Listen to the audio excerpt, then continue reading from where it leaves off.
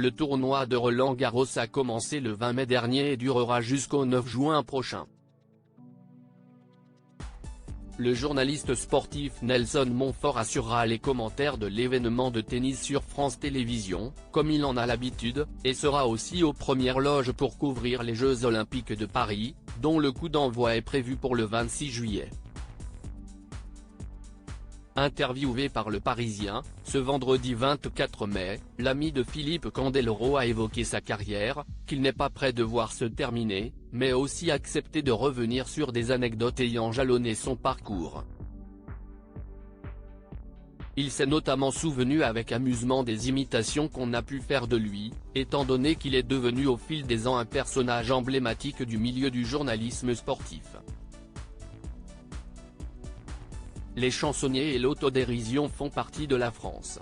Ça aide à ne pas se prendre au sérieux, a déclaré Nelson Montfort, en révélant qu'il regrette les guignols, malgré certains sketchs dont il a fait l'objet.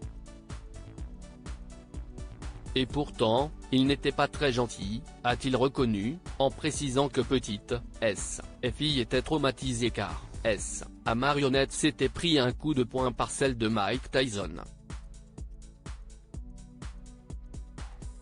Pour rappel, le journaliste est le père d'Isor, 40 ans et de Victoria, 35 ans.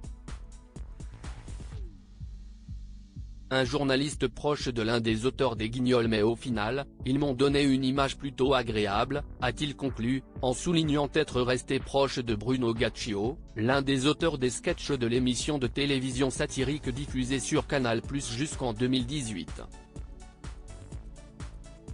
Le scénariste et producteur de 65 ans et Nelson Montfort jouent souvent ensemble au golf, comme l'a annoncé ce dernier au Parisien. Dans les colonnes de nos confrères, il a également confié qu'il n'est pas décidé à prendre sa retraite, même s'il est âgé de 71 ans et a déjà une belle carrière derrière lui. Si je me mettais à penser que c'était mon dernier Roland-Garros, je sombrerais dans une forme de mélancolie qui n'est pas du tout dans mon caractère. Et en plus, je ne préjuge pas du tout de l'avenir, a-t-il développé en toute franchise. Pourtant, son CDI sur le service public, signé en 1988, devait s'arrêter en mars 2023. Nelson Montfort a pu négocier et le prolonger jusqu'au 31 décembre prochain.